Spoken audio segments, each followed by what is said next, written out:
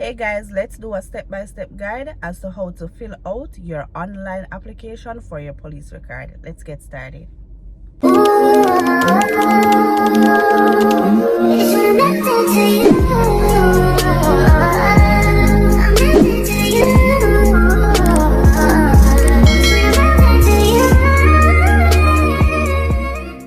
So the first step in filling out your online application for your police record, you're going to need this. You're going to need your receipt for your police certificate, which you can get at any tax office that is closest to you. So for 5 days, you're going to pay 6,000 Jamaican dollars. For 21 days, it's 3,000 Jamaican dollars. They no longer have the next day policy, so there is only 5 days and 21 days. Let's get started with the online application. Now let's start the online application. To start the online application, I'm going to put it right here, jcf.gov.jm.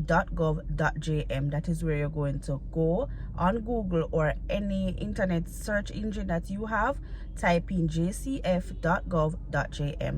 when you go on it, you're going to go to the top right corner of that page. When you go on the top right corner of that page, you're going to scroll down until you see apply for a police record. Click that.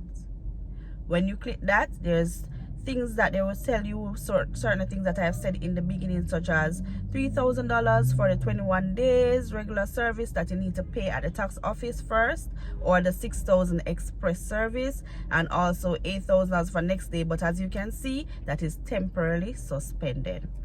There's other information such as what you will be needed for this application: your TRN, 2 passport size photographs, any valid identification. It can be your passport, it can be a national identification card, or your driver's license. For this process, I'm going to use the person's driver's license. And if you want to do the application in person, you can also, that's an option, but for this purpose of the video, we're going to do the online. But if you want to go in person, you have Duke Street that you can go and submit your documents, and other areas which you can see on the site when you visit jcf.gov.jm. Now let's click apply online. When you apply online, the next step is to click apply now.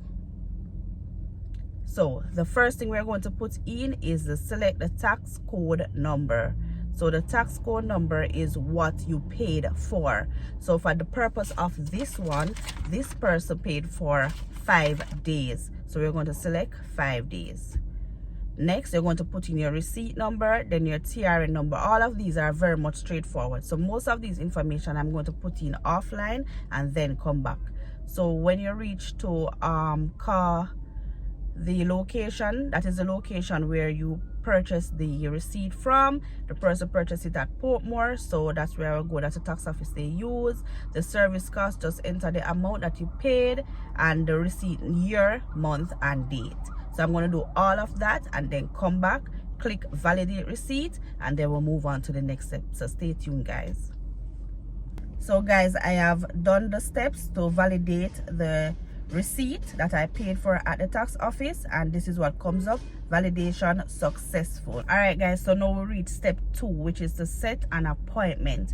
They ask you questions such as whether it is for overseas purpose. You can select yes or no, whether that applies to you.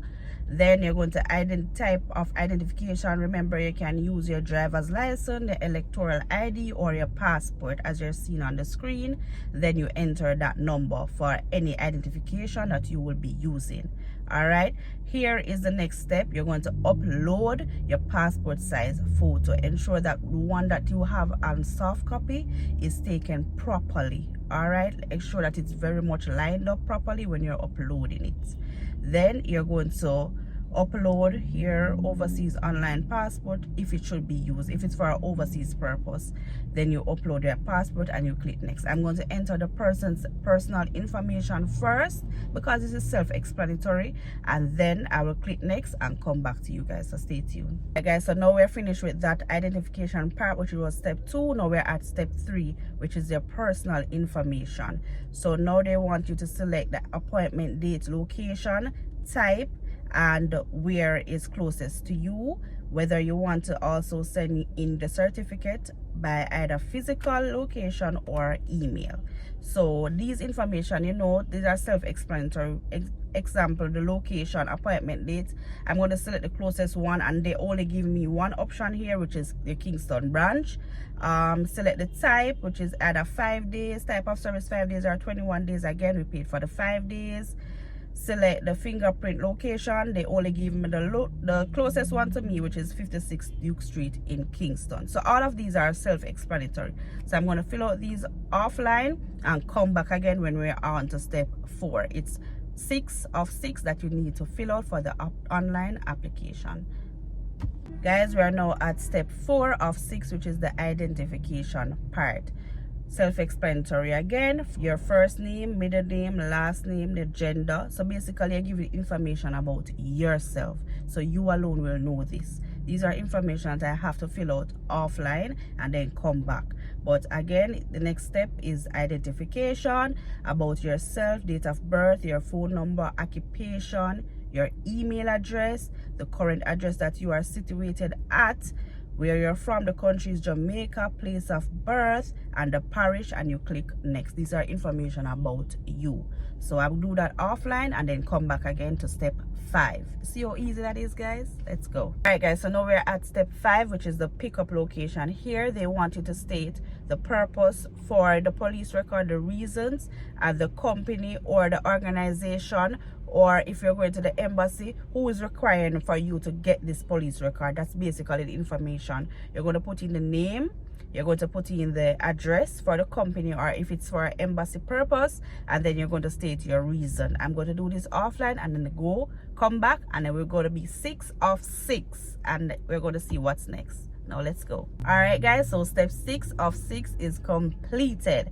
Now they say thank you for using their online platform. They give you an identification number that I blocked out, and now you can click to download and print your receipt on legal size paper.